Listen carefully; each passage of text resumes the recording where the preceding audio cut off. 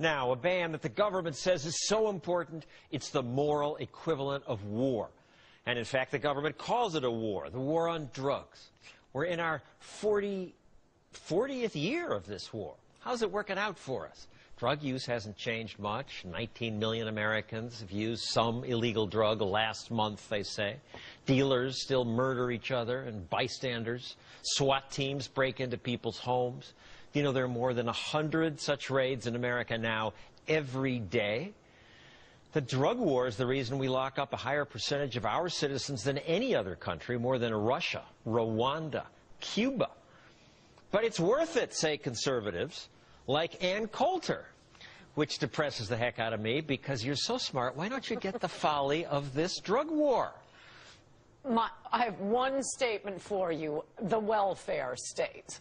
No, people cannot do whatever they want to do, live however they want to live, as long as Ann has to pay for it when they can't hold a job and raise their own kids and buy their own food and pay their own rent. You get rid of the welfare state and we'll talk about people sitting home shooting heroin all day. But right now, oh, and now I have to pay for their health care. So because we have a socialized welfare system, we have to give up all these other freedoms? Because people... Yeah, as long as Ann is paying for it. How about motorcycles? They be illegal? No, because they tend to kill themselves. Same thing with smoking. Smokers die early. The tobacco companies won't tell you that, but smokers save the Social Security Administration money. Save us money on Social Security. Good. So they're helping us out. Yes, they are. But as long as we have a welfare state, we have to care what people do with their lives and whether they can be productive citizens. Now, if you got rid of the welfare state, then I would say, I'd just go back to the Constitution. I think the Founding Fathers got it right. Let the states decide, let the localities decide, and then, you know, you have a 50-state competition. One state will be legalizing prostitution and drugs and, you know, all the other things you wacky libertarians love. Another state, the nice conservative states like Alabama, will not. And we can compare and see what policies work, what policies lead to a productive, happy citizenry. But until you get rid of the welfare state, not interested in hearing about welfare or legalizing drugs. All right, well, let's accept your argument that there's all this harm from the drugs. What about the harm from the law? What about all the dead bodies? What about all the people murdering each other? We're creating death all over the world with our law. Well, I mean, I think you could say that for just the murder laws themselves. People murder for lots of reasons. We have no wine murders or cigarette murders or cartels because it's legal. Not just because it's legal.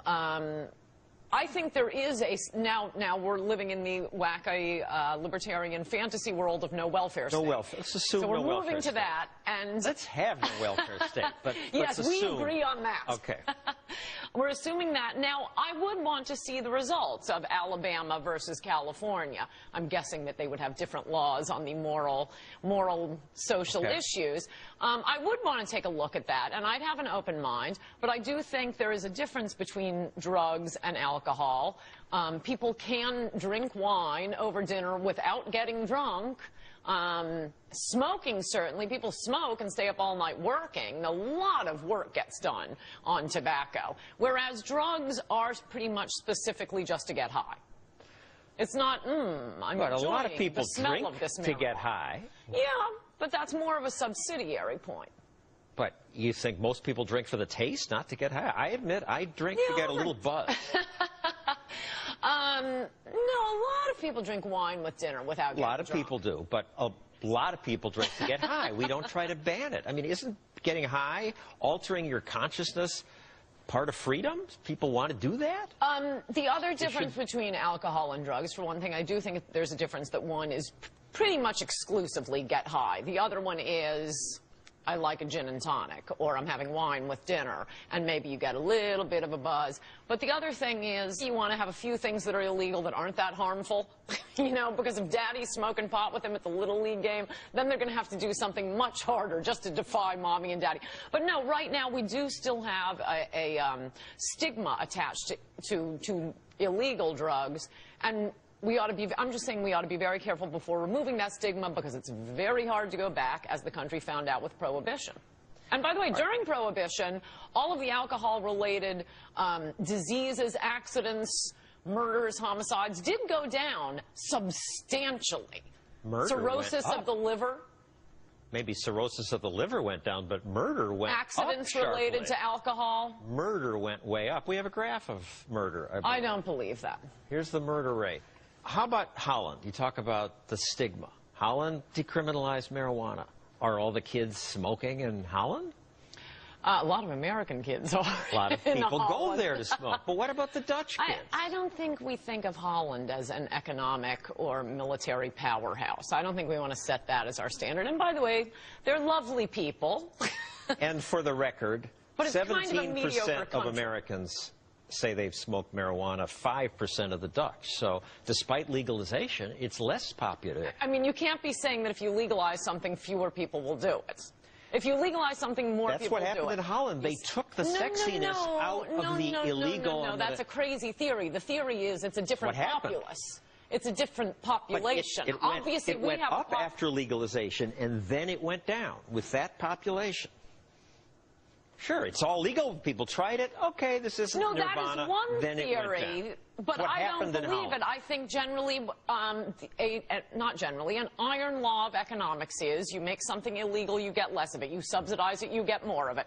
And whatever it shows about the immediate legalization, maybe other people were coming across the border, I don't know what it is, but I think the fact that only 5% of people in Holland doing illegal drugs versus legal drugs versus 17% where it's illegal in this country shows that this country has a population that is more susceptible to taking drugs.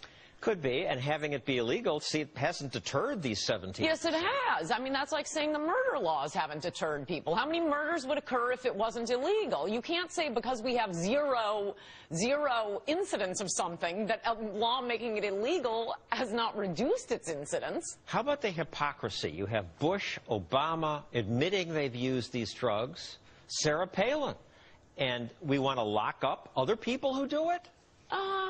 Newt Gingrich, Clarence Thomas. No, but look, I think probably all of those people, or you could get a similar group of people, would say they have run red lights, sped in school zones, told lies. That doesn't mean these are good things to do. It means humans do little things like that. Many conservatives just think drugs are a bad thing, and you ought not encourage society to do drugs.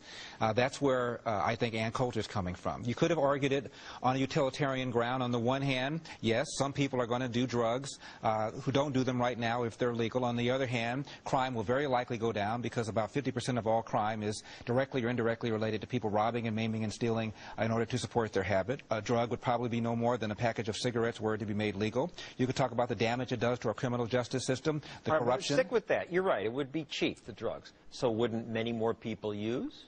Yeah, I think initially, because in Prohibition there was an uptick in the consumption of alcohol for a while, and then it went away. People were intrigued by the fact that it was illegal, and they wanted to say screw you to the government. They imbibed. They got bored with it. It went down. Cocaine use has gone down in this country.